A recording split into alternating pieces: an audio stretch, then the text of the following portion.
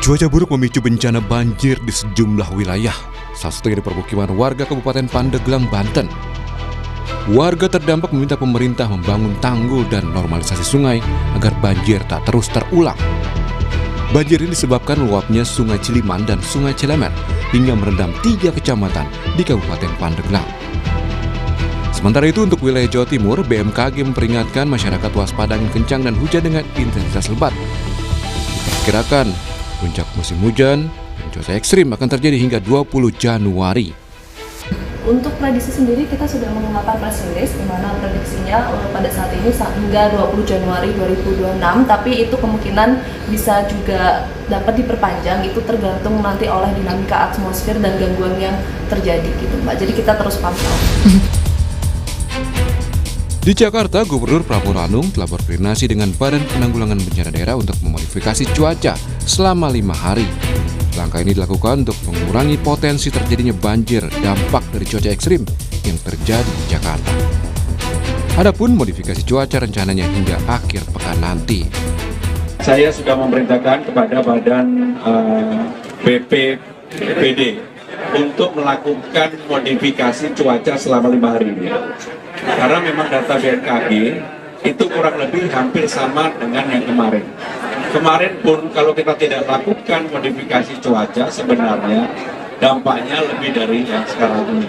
Tetapi karena sudah kami lakukan, bahkan kami sudah menganggarkan dalam waktu 30 hari ini, katakanlah kalau harus tiap hari modifikasi cuaca akan kami lakukan. Karena hitungan yang kami lakukan, dampak banjir dibandingkan dengan melakukan modifikasi cuaca, maka lebih baik dilakukan modifikasi cuaca. Tak hanya modifikasi cuaca, tapi gerakan bersih-bersih saluran air dan penghubung juga dilakukan sebagai langkah meminimalisasi terjadinya banjir. Wali Kota Jakarta Selatan, Muhammad Anwar menilai penyebab utama banjir di Jakarta Selatan adalah penyempitan kali di beberapa wilayah. Adapun solusi sementara yaitu membuat tanggul. Kemarin kita ketahui hujan 1 hari ya, hujan cukup tinggi dan kami melihat masih ada genangan-genangan atau jembatan di tali air dari saluran. Yang pada hari ini kita kerjakan, memastikan minimalisir terjadinya genangan banjir warga, terutama akibat hujan lokal ya, hujan kiriman. Kalau hujan kiriman kan kali kan agak sulit ya, kiriman, tapi yang kita upayakan yang hujan lokal ini ya. Jika hujan warga tidak terdampak banjir, pengobatan terutama saluran prasarana sumber daya air harus SDA. Antisipasi cuaca ekstrim perlu dilakukan apalagi mulai Jumat 16 Januari, warga kembali menikmati libur panjang 3 hari karena adanya tanggal merah peringatan Isra Miraj. Tim Liputan Kompas TV. Warga akan kembali menikmati libur panjang mulai besok, Saudara, hari Jumat, seiring adanya peringatan Isra Mi'raj yang menjadi hari libur nasional. Namun tentu saja perlu ada antisipasi cuaca ekstrim di saat long weekend besok. Apa saja itu kita akan ulas bersama dengan Deputi Bidang Meteorologi BMKG, Kuswanto, dan juga ada staf khusus Gubernur DKI Jakarta, ada Ciko Hakim. Selamat pagi, Assalamualaikum Bapak-Bapak.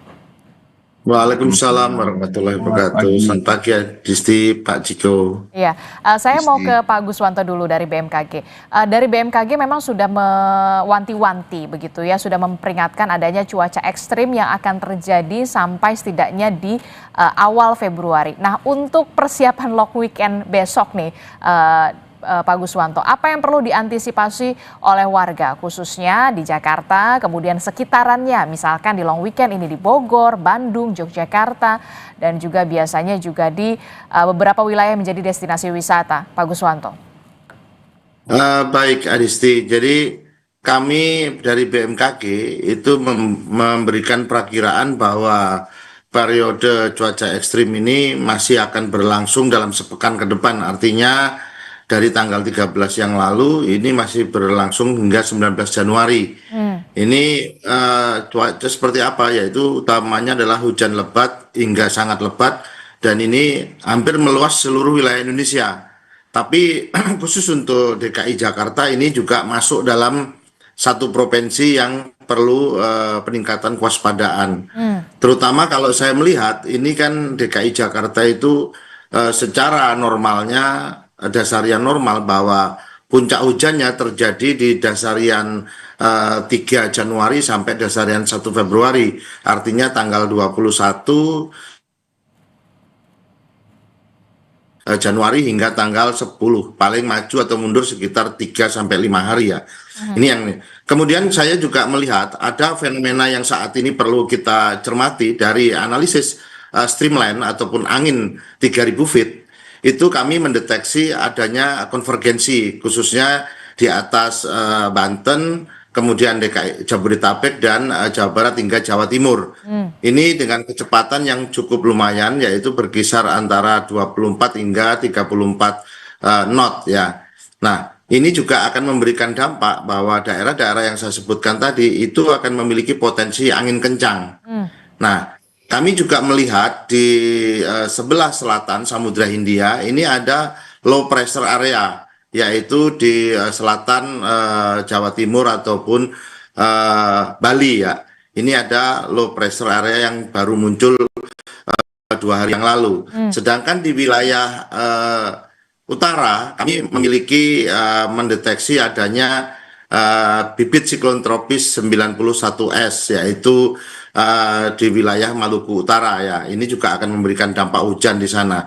Nah, khusus di DKI, masyarakat DKI yang perlu kita antisipasi adalah hujan yang dari Bogor ya, itu akan masuk DKI. Kemudian di DKI sendiri barangkali nanti kita melihat tanggal 15, 16, 17 itu juga akan mengalami rob ya, banjir karena apa itu kenaikan muka air laut karena adanya gaya tarik bulan atau bulan baru, bulan purnama ya, kita lihat.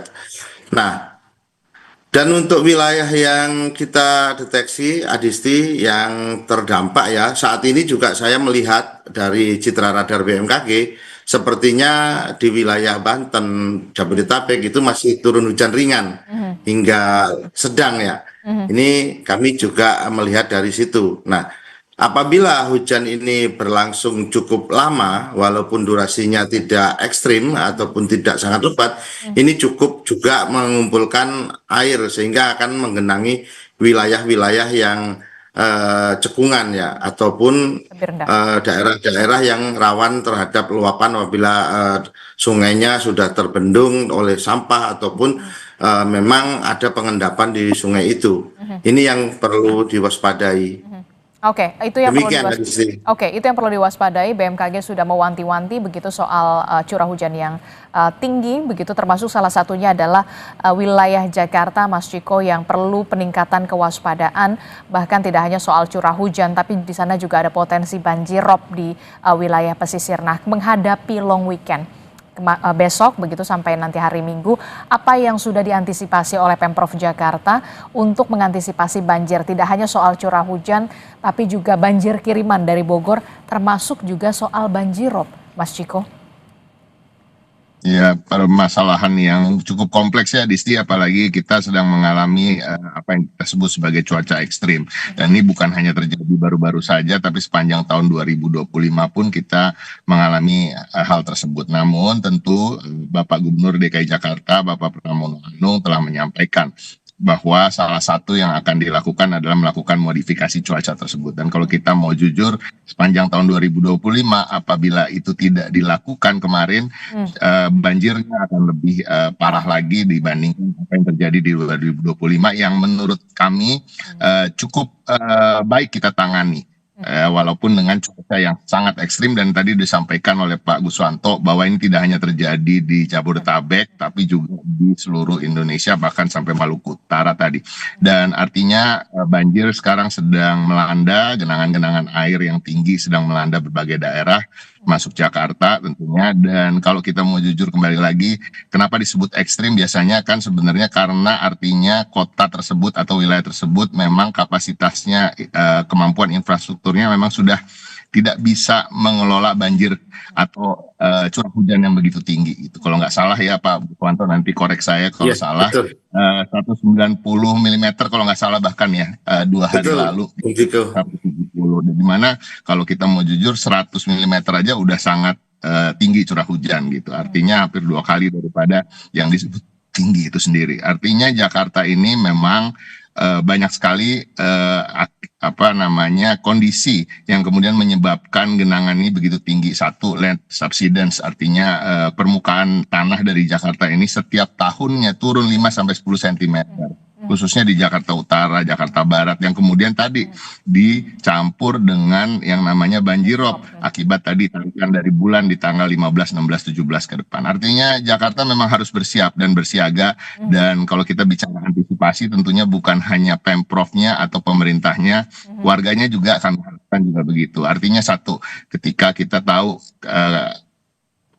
ketika hujan keras dan genangan akan terjadi, tentunya lalu lintas akan menjadi macet. Jadi kami menghimbau juga masyarakat yang memang tidak harus bepergian ya, harus itu kan biasanya untuk bekerja, sekolah, atau kan hal-hal yang memang harus dilakukan, silakan lakukan itu. Tapi yang tidak begitu penting untuk bepergian dari rumah, menahan dirilah kita di rumah. Mungkin Isra Miraj ini bisa berlibur dengan keluarga di rumah.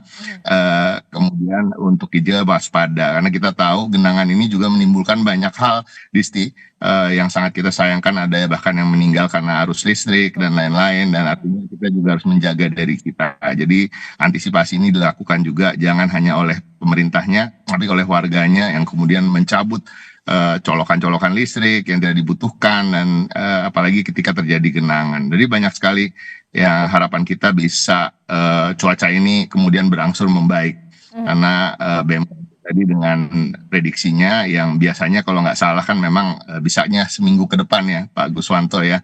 Betul, Kalau bisa begitu untuk cuaca. Iya. ke depan lebih bagus. Cuma kan ini kenyataannya begitu, artinya kita harus bersiap. Tapi Pemprov DKI Jakarta memastikan melalui apa yang disampaikan oleh Bapak Gubernur bahwa untuk modifikasi cuaca ini bisa sampai 30 hari ke depan, bahkan lebih.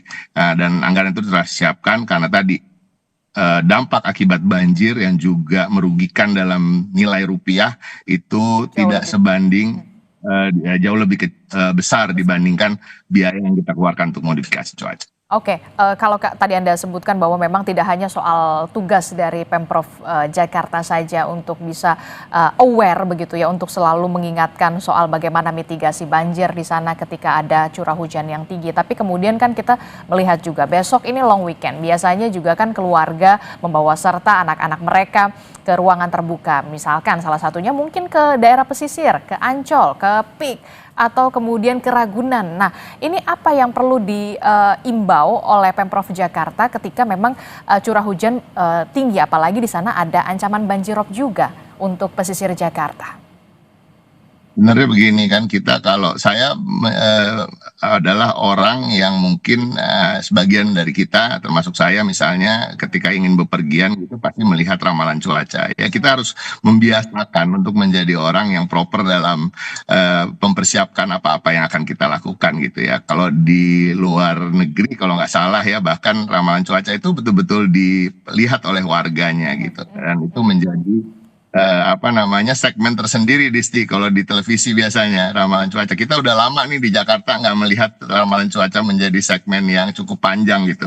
Tapi artinya memang ya kalau memang tetap ingin bepergian ya tentu ya membawa barang-barang yang memang dibutuhkan untuk menghadapi hujan, misalnya jas hujan, payung dan lain-lain. Tapi ya itu tadi, apakah lebih baik memilih pergi ke tempat-tempat yang sifatnya indoor atau outdoor, ya itu menjadi pilihan kita gitu. Jadi mudah-mudahan kembali lagi modifikasi cuaca ini bisa berhasil, tapi kami juga mengingatkan dan kembali koreksi saya kalau salah Pak Guswanto ya, kok modifikasi cuaca itu ketika cuaca sedang ekstrim bukan berarti tiba-tiba bisa panas dan terang benderang gitu langitnya, enggak juga gitu. Artinya hujan yang tadinya bisa keras tanpa modifikasi cuaca, kemudian dilakukan modifikasi cuaca mungkin akan menjadi gerimis dan cuaca akan menjadi agak lebih anomali gitu ya. Kadang-kadang gerimis, kadang-kadang kadang-kadang enggak, gitulah kira-kira. Dan tetap harapan kami kita semua bersiap berjaga, dan karena Pak Gubernur juga sudah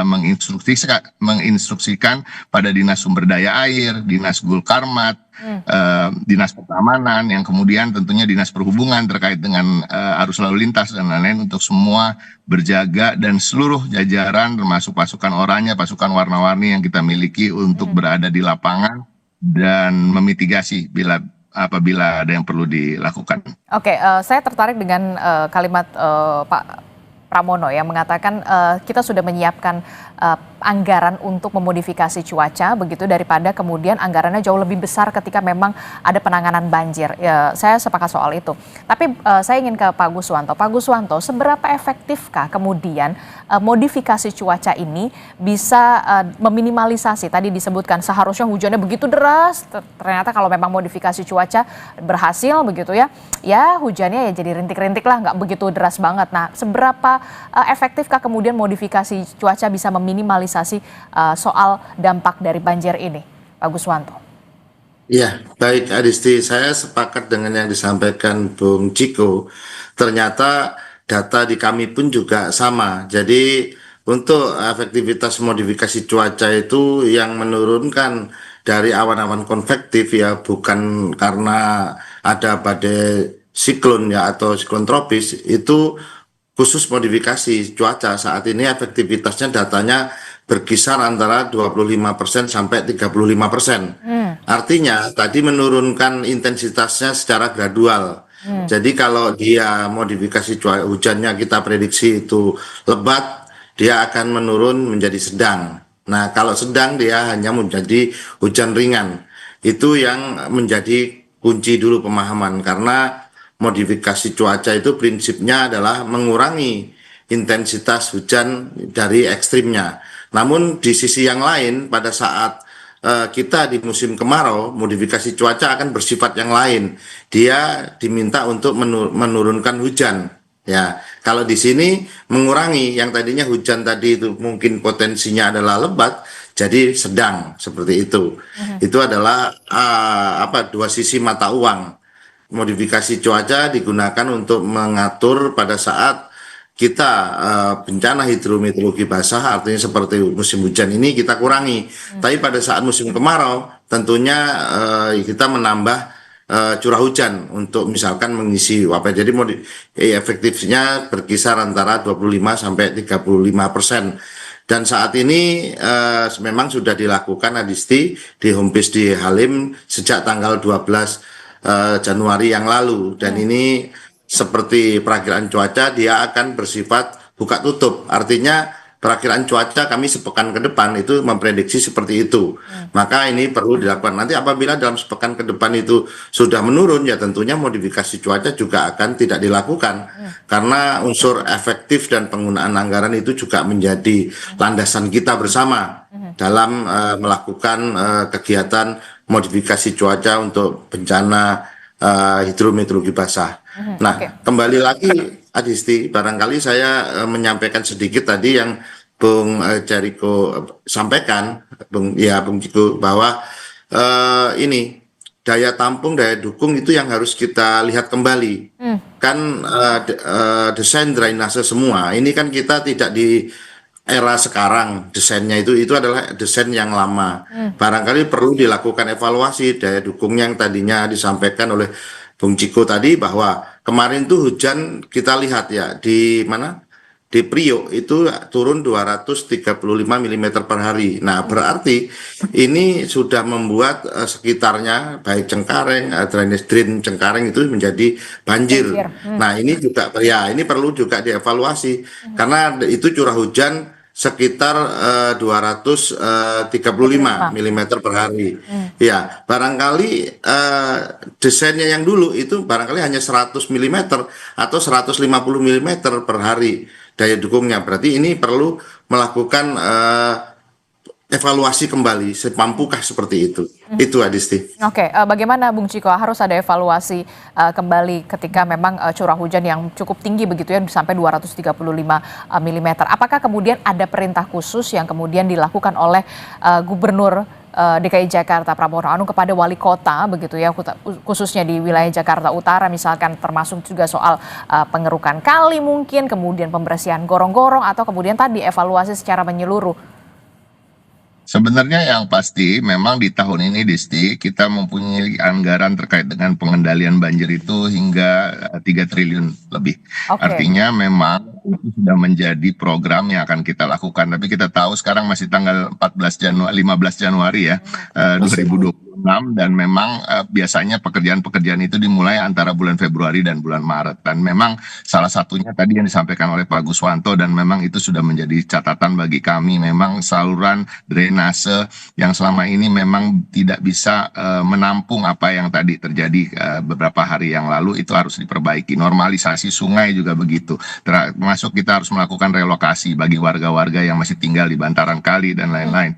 Jadi banyak kali dalam tahun ini yang memang akan dilakukan, dan karena ini memang adalah tahun anggaran baru, tahun baru bulan Januari, karena memang pekerjaan-pekerjaan itu akan dimulai segera, namun memang belum sempat dimulai, dan mudah-mudahan nanti ini dalam waktu dekat tentunya solusi-solusi jangka pendek, jangka menengah, dan jangka panjangnya akan bisa dilakukan. Jadi banyak sekali kalau kita bicara soal utara misalnya, bagaimana caranya untuk menghadapi banjirop, ada giant seawall yang tentunya akan dibangun, dan semua akan dimulai pada tahun ini, dan mudah-mudahan kita semua bisa melalui apa yang dekat dulu nih weekend ini ya, seperti disampaikan oleh Disti, dan mudah-mudahan modifikasi cuacanya itu berhasil. Jadi cuaca ekstrimnya mudah-mudahan tidak banjir hujan yang deras, tapi hujan yang sedang, artinya kemudian setelah dimodifikasi bisa menjadi hujan yang ringan. Jadi kita berharap dan berdoa tentunya. Nah, kalau fenomena alam kan ini kan kita hanya bisa berharap dan berdoa dan berupaya, dan upaya yang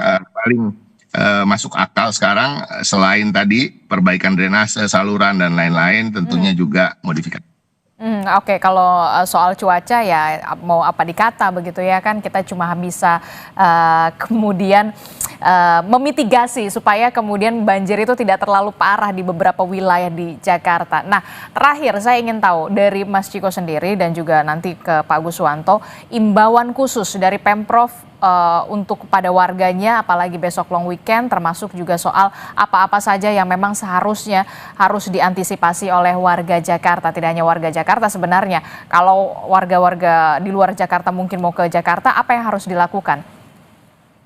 Yang pasti satu, kita harus selalu memantau, kita menghimbau Bapak Gubernur Pramono Anung mengajak masyarakat untuk sama-sama bersikap waspada menghadapi cuaca ini. Satu, lihatlah ramalan cuaca secara berkala yang memang kita sekarang bisa lihat di internet, bisa lihat di mungkin website atau kanal-kanal media sosial BMKG maupun Pemprov Jakarta, dan tentunya curah hujan itu juga bisa dilihat dari linknya Dinas Sumber Daya Air di Instagram dan kanal-kanal medsos lainnya. Itu yang pertama. Yang kedua tentunya ketika kita sudah tahu cuacanya akan seperti apa, ya kita sesuaikan bagaimana jadwal kita, bagaimana tempat-tempat yang akan kita kunjungi untuk kemudian bisa terhindar dari satu, banjir, genangan air, kedua, macet, yang kemudian juga ketiga, kalau kita tahu kan banjir, genangan air juga menimbulkan banyak penyakit. Mari kita jaga juga keluarga kita, anak-anak kita, dan kita berharap supaya cuaca ini akan menjadi lebih baik di minggu depan.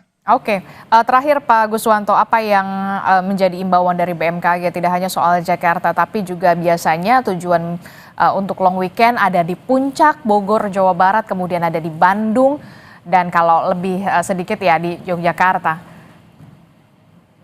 Baik, Adisti. Jadi ada hal-hal yang perlu diperhatikan. Yang pertama, banjir bandang tanah longsor itu kan terjadi perbukitan atau bantaran sungai. Nah, lokasi-lokasi ini barangkali perlu kita hindari. Jadi hindari wisata alam yang berisiko. Artinya seperti ke pegunungan, kemudian ke air terjun atau sungai yang dimana biasanya kita arung jeram ya. Dan pantai dengan ombak yang tinggi. Saat ini kami juga mendeteksi beberapa area itu gelombangnya juga di atas 2 meter ya. Kemudian ya, setelah menghindari wisata alam yang berisiko, tentunya kita harus memilih wisata yang destinasinya aman ya. Misalkan wisata indoor sambil berolahraga, kita main padel dan lain semuanya, itu kan salah satu juga wisata ya. Ataupun pusat-pusat kota ya, misalkan kita melihat ke museum-museum itu juga adalah wisata-wisata yang aman. Kemudian kita juga harus memperhatikan perakiraan cuaca ya, tadi sepakat, jadi kita harus merubah mindset, tidak mengabaikan bahwa informasi cuaca ya begitu saja, tidak. Jadi ini informasi cuaca kita gunakan untuk kehidupan aktivitas sehari-hari, ini perlu kita lihat. Kemudian kita juga harus memiliki rencana cadangan, artinya jangan memaksakan perjalanan jika hujan sangat lebat dan ada peringatan dini untuk banjir ataupun cuaca ekstrim. Kita hindari, kita pilih tempat-tempat yang lain karena saya melihat di beberapa daerah di wilayah-wilayah ini untuk long weekend itu banyak. Misalkan kita lihat seperti Cinangka Serang, kemudian banyak lagi ya, Waru, Bukit itu bisa kita lihat. Jadi pilih wisata yang aman, utamakan keselamatan daripada kita kesenangan. Demikian, Disti. Utamakan keselamatan daripada kesenangan. Terima kasih Deputi Bidang Meteorologi BMKG Pak Guswanto dan juga ada staf khusus Gubernur DKI Jakarta Mas Ciko Hakim telah bergabung bersama kami. Sehat selalu Bapak-bapak. Assalamualaikum. Selamat pagi. Sehat selalu. Terima kasih Bung Ciko, Mbak Disti. Bagus. Iya.